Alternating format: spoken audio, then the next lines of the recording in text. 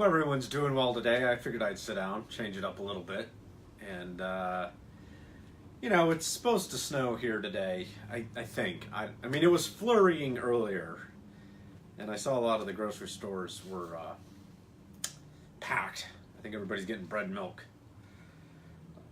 I suggest you go get your bread and milk, I guess, if you need it, if you can't wait a day to do that. But I'm a firm believer Mother Nature's probably doesn't have a lot to offer this time of year. So if Mother Nature's on and listening, then, York is between Harrisburg and Baltimore. I'm not sure she remembers that because she's old and senile. I like giving Mother Nature crap. That's what I do. But I thought we'd go over a couple things today, share with you a few things. And one is this book, The 12-Week Year. This is a fantastic book and something that I've been using for years and growing, helping companies grow and execute this. So again, this is fantastic and really lays out how you organize your weeks.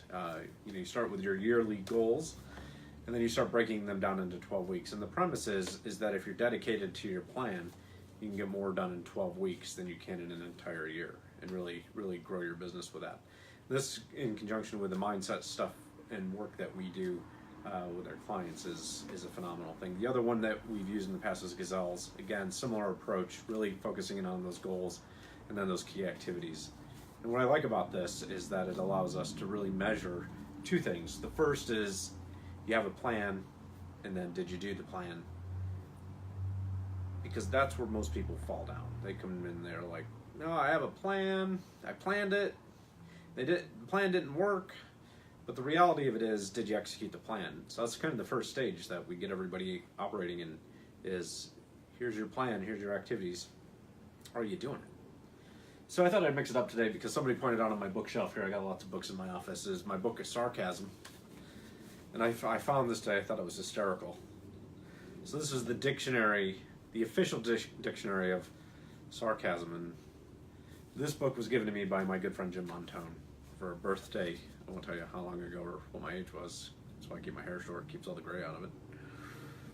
But Facebook, an internet destination for people who want to be found by everyone who used to beat them up in high school.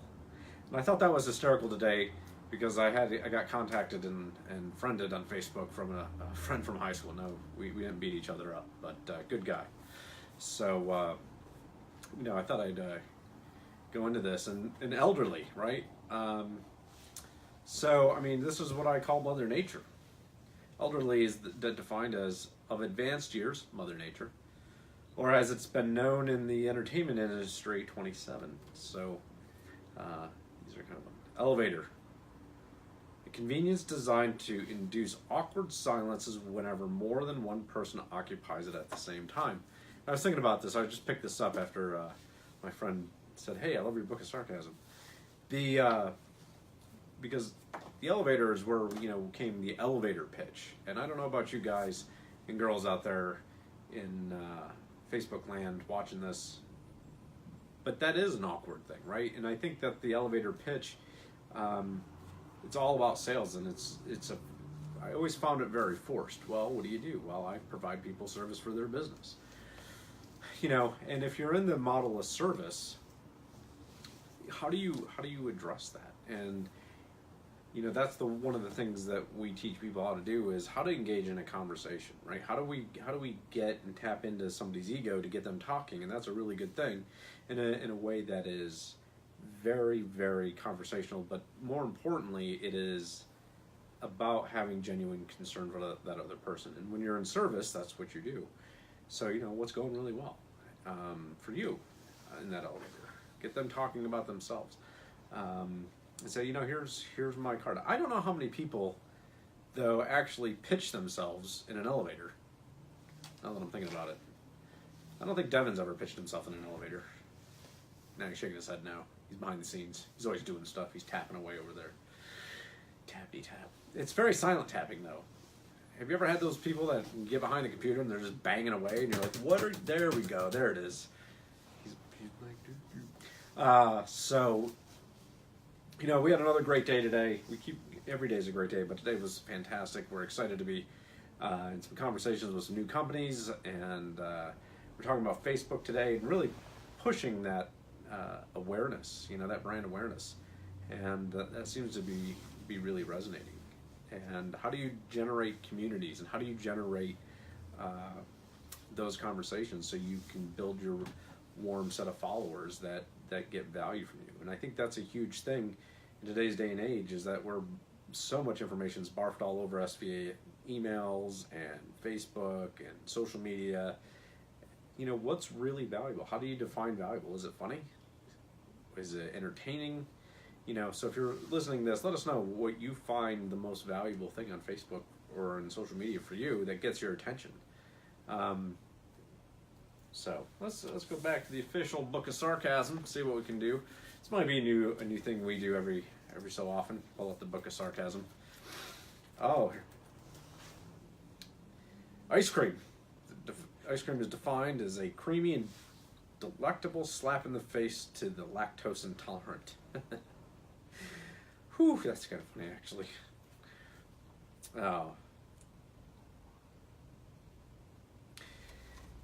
Oh, here's one. IKEA, a retail furniture warehouse whose motto is here, you freaking build it.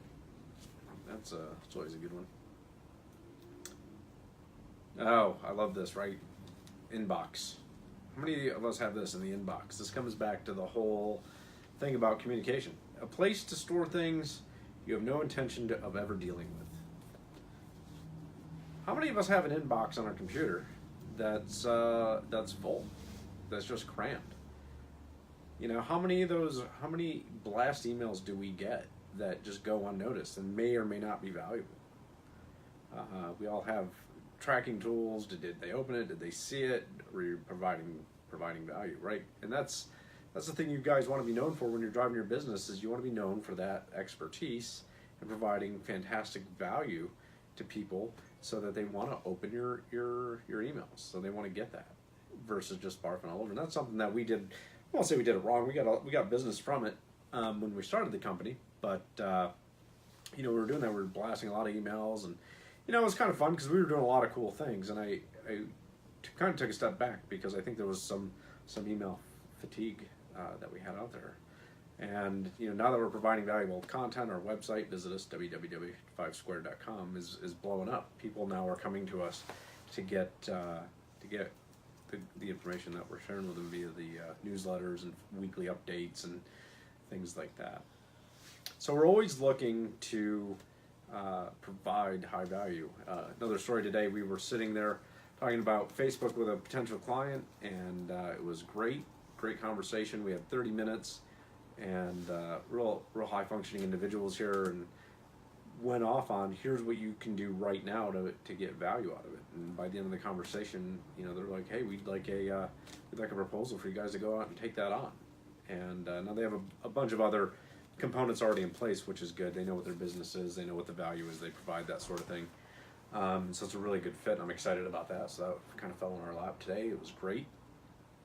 And we had another meeting today for some of the co-working space. So if you're in New York and you want some co-working space, need a place to crash and get some stuff cranked out or have some meeting space, let us know. We have that here.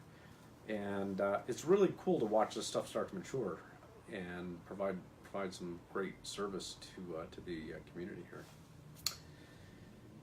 What else did we do today? Was on a coaching call today. That was really good, and I got some tidbits out of that. But again, I want to come back to this book because this is one of the things. It's the 12-Week Year by Brian P. Moran. What? And there's just I got it on Audible. I listen to a lot of books on Audible and have some things that are really good. But one of the things that struck me about this book, and I've done this when I was training, but is I can't even say the word, periodization. And, that for business is kind of the same mentality of building that business momentum, right? Being able to execute your plan and scoring your weeks and just really getting into the details of what's being effective. And we had another gentleman in earlier, and I guess this was yesterday or the day before, and sat down and he's like, yeah, I've done all this stuff, it's not working. And we're like, well, what is that? And when you start to look at that, it was the same thing over and over, and then it wasn't even done at a regular pace. So we put a plan together for him, and he's already starting to reap the benefits of that. The other thing that we like to do, and we've started doing this, is having weekly accountability calls for the clients, making sure that they get that level of accountability. Not for me. I can't keep anybody accountable, and anybody coach that says that, oh, I'll hold you accountable is full of crap, because the only person that can hold you accountable is yourself. See, we in society think accountability is a bad thing, and I'm going to hold you accountable because you did something wrong. Well, I can punish you for doing something wrong, but that's not accountability. Accountability is an internal thing that comes when you're living out of abundance and you want to be successful, that you hold yourself to a standard. I mean, that's really what accountability is. And this book is fantastic because it gives you the mechanism to hold yourself accountable. And what I like about the quote accountability calls is that it's really an information sharing thing. Hey, we've been working on this. This is how we do things. One individual does one thing versus another, and to share those ideas to make everybody more productive. Devin's rocking out. My ringtone's going on. It's Eye of the Tiger. It's good. I'm just gonna pull a couple things out of here.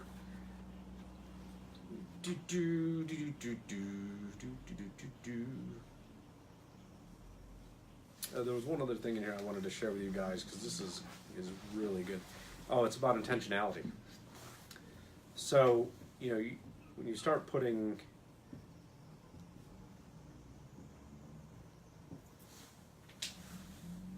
the intentionality into your activities, that's phenomenal, right? So again, you're being empowered to take control of your day and your week and your year, and you're also empowered to make decisions about what activities you're doing. And this is one of the breakthroughs that I've had, and a lot of my clients have, is the fact that we aren't always we always feel really enabled, like I have to do this or I have to do that. And it's a key phrase that I want you guys to think about when you say this, right? Because language is important. I have to go to that meeting. I have to do this. Well, sometimes you do have to do it, but you also get a choice. You can make the choice to show up at that meeting fully present and intentional to make sure that you get the most out of it and participate. In the context of I have to go to something, it's like networking meetings. I have to be there. I have to go sit in this networking meeting or this presentation because it's what I've decided to do. Well, do you get the results out of that? Do you get the return out of those meetings, right? We only get so much time. So when you're going there, you can start to be empowered to say those meetings or those networking events or those things are not worth my time because I get nothing out of them. And that's what being intentional is. It's about the ability to discern whether or not it's valuable for you. And if it is, then you decide to go to that and participate and get a lot out of it, or you decide not to go because you know that those things don't produce any results for you. So we're going to read one more thing out of the book of sarcasm. Let's take a look at this. Let's see what we have here for the day.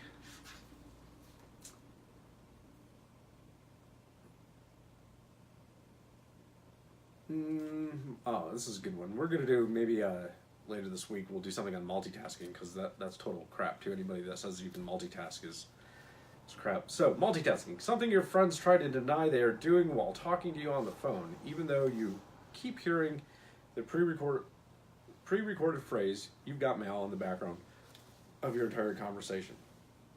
Here's something for everybody that you can take away today. Don't multitask. Okay, don't do it. First of all, it wrecks your effectiveness.